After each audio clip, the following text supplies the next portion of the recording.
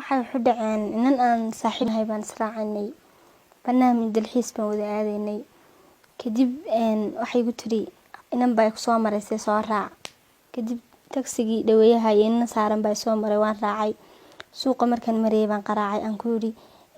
tagsigii waan soo raacay kumee waxay igu tiri inan baa sii qaado waan ka horeeyaa sidii baan ku tagay buurta kala jeexan meel xagga ka xigto aan markaa ku balansanayna tagno ayaan tagay saa markaan gaadhiga ugu degayna nambarkii waa laygu bilaabay qoriba xagga dambe layga dhuftay basbaasna waa laygu shubay goobta maxaa kasoo qabanaysay inaa ka doonteen marka hore sawiraan iyo fiidiyowyo tiktok iyo inaan waxaa soo dubano ayaanu tagnay marka dhalinyartan falkan geysatay dhalinyar intee ag baahay waxa anu ila socday inan iyo inan aqoon ma isu lahaydeen marka hore israacaysiin may inanta anigu aan garanayay igu soo dartay oo ma garanayay inankan iyo inantana maan garanayn kuwa idilayna maan garanayn maxaa dhacay markii ay goobta tageen ee gaariga ka soo degteen gaarigii markaan saa uga degeen oo daaqadiiba xidhan ayuu ninku iga jaray qori xagga dambe madaxaan ka dawaqay basbaas bay inana igu shubtay meesha taagnayd bacdeen maxaa dhacay bacdeen waxaa dhacay in dhulka lay dhigoo lay dilo ninkuna caloosha u iga laado ama tago kadib markii lay jilciyo kadibna video baa layga duubay sababta lagu dilayay adigu ma garanaysa maya ma garanayn markii dambe ma ogaatay markii dambe haa waan ogaaday maxaa lagu macneeyay waxaan ku ogaaday iyadoo inaan leedahay u duub shiine culeha arkay u duub ayaan anigu dareemay marka ujeedadu maxay noqotay ujeedadu waxay noqotay hablahan dilayay inan kamid ah ayaa nascaan lagu dilay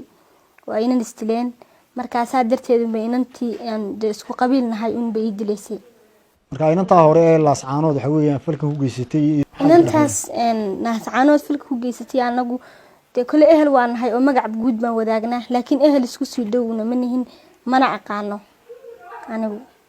kadib maxaa dhacay markii ay ku dileen ee ku geysteen waxa ay ku geysanayeen maxaa markii dambe yaa ka soo gaaray sida soo xidhay markii dambe wallahi walaal iyagu idilaya maxaan ku dhaday fiidiyowga waa layga duubay malaha waa la soo dhigay inama yaryar baa iga soo gaadhay inamadii yaraa markay arkeen bay yaaceen inamadii yaraa baa riiday xataa diracay aan xidhnaa way igu dilaaciyeen inan gurigana ka soo baxday dirac bay igula soo carartay oo lay xidhay kadib lambarkii xaafadeedan soo qaraacay markaan saas lambarkii ula hadal baan kooma galay waay inteed ku jirtay koomada waxaan galay koomada adigu ilaa waxay ahayd maqribkii meelaha maqribkii bay ahayd waxaan ka baxay ilaa 12 habeenimo markaas sidee isu hesheen ehelkii iyo familygii sidee haddii aad koomada gashay xaaladaas ay dhacday xaaladaas markay dhacday waxaan isku helnay inamadii aniga lambarkii laga qoray